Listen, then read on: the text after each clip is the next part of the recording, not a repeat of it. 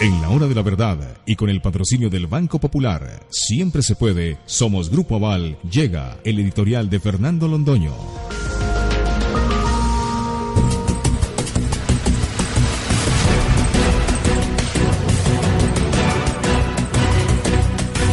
Nuestro escrito Vísperas Amargas de Santos y Petro, que ustedes pueden leer en las dos orillas o consultar si lo prefieren en el internet de la hora de la verdad.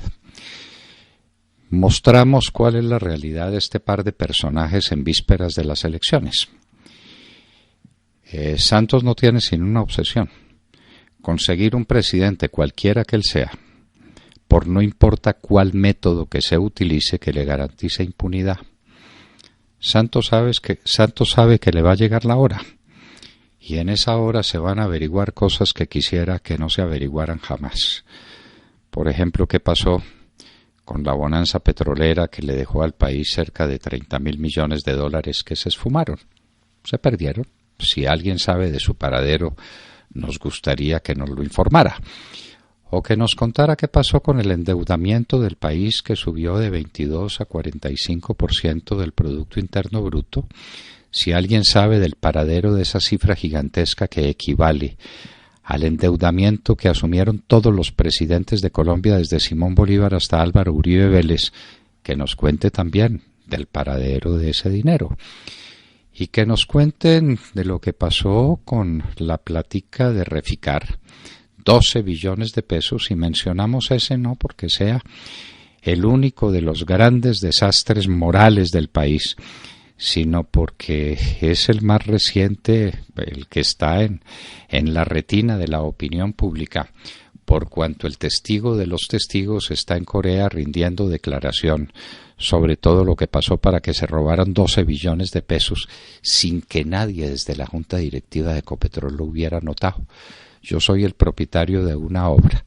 Se roban 12 billones de pesos y no pregunto por lo que está pasando, ni intervengo en lo que está pasando, sino que allá el gerente de Reficar y los subgerentes hagan lo que les dé la gana y que se roben 12 billones de pesos. Tampoco querrá Santos que se averigüe qué pasó en el tema de Odebrecht, que se averigüe bien a derechas si lo que ha pasado con todo el dinero de la infraestructura colombiana, que es una verdadera tragedia. ¿Qué pasa con todo aquello? ¿Qué pasa con esas cifras enormes que se han robado los amigos de Juan Manuel Santos con el cartel de la hemofilia, con el cartel del SIDA, con el cartel de los fallecidos aquí y allá por esta y otra razón, inclusive de los locos, inclusive de los dementes? Hay un cartel para cada enfermedad. Y toda esa plata se la han robado a la salud los amigos de Santos. Tiene demasiadas cosas que ocultar.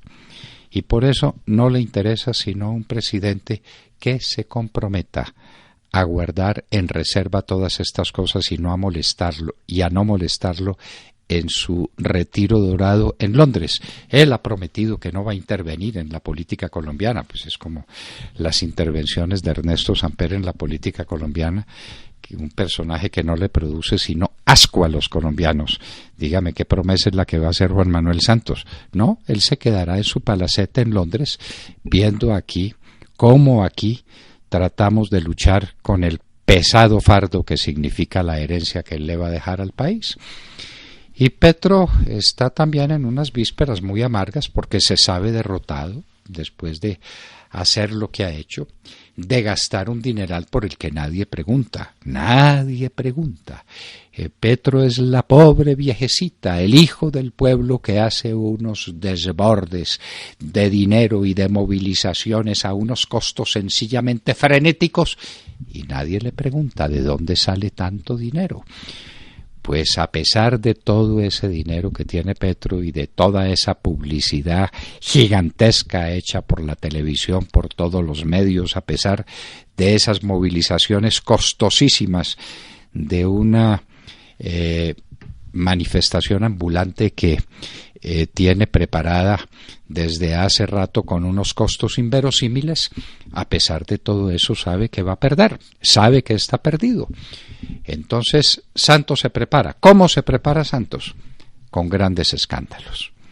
Queridos amigos, les anticipamos los escándalos.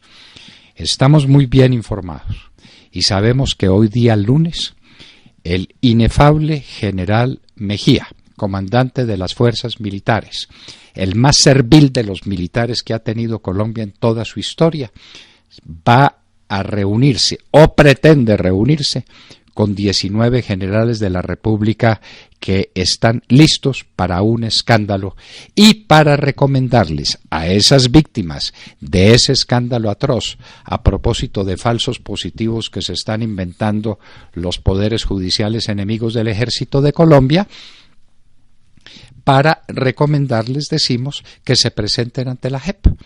Ya tenemos noticias de que esos militares altivos y resueltos van a desarrollar una especie de resistencia civil, no van a cumplir las órdenes de presentarse ante Mejía, y si se presentan ante Mejía es para decirle cualquier cosa desagradable, ¿no? De manera Mejía, muchos de ellos fueron superiores jerárquicos de Mejía, y Mejía se cuadraba ante ellos y les decía sí mi coronel o sí mi general en otros tiempos.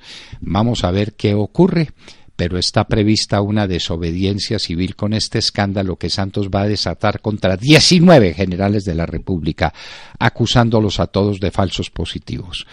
¿Cometieron algún falso positivo? Desde luego que no, pero es el problema institucional. El problema institucional que funciona para el ejército, pero que no funciona para las FARC y que no funciona para el M-19. Por eso Petro puede decir que él es intachable y que él ha sido amigo de la paz y que él quiere la paz con los colombianos, cuando ha sido parte de una organización asesina como pocos la fueron en la historia de Colombia. De manera que gran escándalo con los militares. Santos tiene además listo a Tasmania para dar no sé cuáles declaraciones en contra del presidente Uribe, y cuentan de cierta dama que anda por ahí que también estaría lista para dar declaraciones contra el presidente en esta semana. Esta va a ser la semana de los escándalos tramados por Juan Manuel Santos desde la Casa de Nariño para golpear al presidente Uribe y a la campaña de Iván Duque, con la idea harto peregrina de que los golpes al presidente Uribe, primero, no van a despertar la ira ciudadana y a producir exactamente el efecto contrario. La gente va a salir indignada a defender al presidente Álvaro Uribe de las asechanzas de este presidente maldito que ya el 7 de agosto se nos va, gracias a Dios. Pero, ¿y qué tiene que ver Iván Duque con todas estas cosas? ¿Qué tiene que ver con los falsos positivos que no ocurrieron, que desde luego no ocurrieron en la inmensa mayoría de los casos, que fueron acciones perfectamente legítimas en contra de unos bandidos alzados en armas que perdieron la vida en lo que llaman los campos de batalla, que no fueron campos de batalla, sino en las acciones terroristas que fueron frustradas por el glorioso Ejército Nacional? ¿Y qué tiene que ver Iván Duque con todo aquello? Estaba en ese momento estudiando, de lo que ha dejado constancia clarísima en sus intervenciones en este debate, estaba estudiando y trabajando en el Banco Interamericano de Desarrollo en Washington. Ah, no, pero es que creen que si golpean a Uribe, golpean a Iván Duque, y los quieren golpear a los dos. ¿Y Petro cómo se prepara? Ah, ya dejó ver sus cartas, diciendo que todo es el resultado de un fraude. Todos saben la escasa estima que tenemos por la Registraduría del Estado Civil y por su director Juan Carlos Galindo. Todos estamos absolutamente convencidos y seguros del fraude que se cometió contra Óscar Iván Zuluaga en las elecciones de hace 4 años. Un fraude que torció los destinos de la República y que nos ha condenado a estos 4 años de miseria moral, de miseria política y de miseria económica. De eso estamos convencidos. Y estamos convencidos del fraude que se cometió en estas últimas elecciones parlamentarias, que fueron visibles y ostensibles. Juan Carlos Galindo nunca ha explicado, ni podrá explicar jamás, por qué se acabaron los tarjetones para la Gran Alianza por el Cambio y por qué se detuvieron las votaciones, y nunca se sabrá ¿Cuántos votantes se disuadieron de presentarse en las urnas en medio de semejantes circunstancias tan adversas? De manera que no tenemos ninguna simpatía por la registraduría del Estado Civil.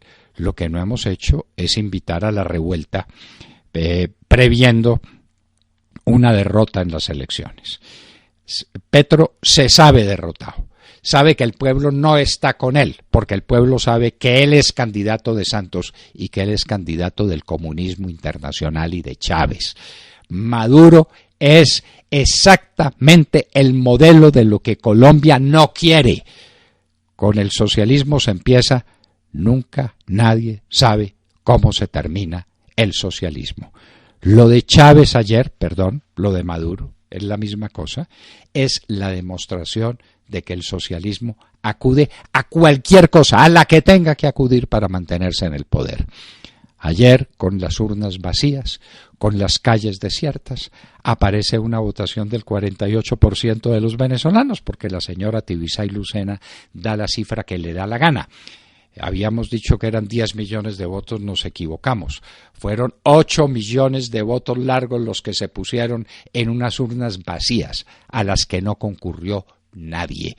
Y ese es el modelo que nos quieren recetar, porque Petro es exactamente el amigo de Chávez, porque Petro es el compañero de andanzas de Chávez, porque la reforma agraria de Petro es la reforma agraria de Chávez, porque el odio que Petro le tiene al empresariado es el odio que le tiene Maduro y es el odio que le tuvo Chávez hasta el día en que murió en circunstancias que nunca serán aclaradas suficientemente en la isla de Cuba. De manera, queridos amigos, que empezamos una semana donde Petro llama a la revuelta cometiendo un delito. Esa instigación a la revuelta es un delito, pero aquí no hay jueces, y aquí no hay jueces que tengan el valor y los pantalones de decir esta es una instigación a delinquir, esta es una invitación a una revuelta contra las instituciones democráticas, pero nadie tiene el valor de decirlo. Petro, pues, se cura en salud, se anticipa a su derrota, que será una derrota aplastante, una derrota catastrófica y para siempre. Petro va a quedar hundido para siempre. Le van a dar una curul en el Senado de la República como resultado de una de esas modificaciones recientes a la Constitución, si es que logra quedar de segundo, como todo parece indicarlo. Pero bueno, ya hablaremos de la prohibición que se le ha dado a la prensa como una medida antidemocrática, inexplicable, de hablar de las encuestas que se han tomado antes. Lo que está prohibido es hacer encuestas en esta semana. ¿Y yo por qué no puedo hablar de las encuestas de hace una semana, o 2 semanas, o 3 meses, o 6 meses antes? ¿Qué me lo impide? ¿Por qué? Porque se están tomando todos los recaudos para detener eso que va a ser una avalancha incontenible de votos en las urnas por Iván Duque. Los grandes días están por llegar. Santos y Petro tratan de defenderse a la manera santista y a la manera petrista, es decir, acudiendo a los sistemas comunistas. Ellos nunca han sido mayoría y siempre han sabido cómo tomarse el poder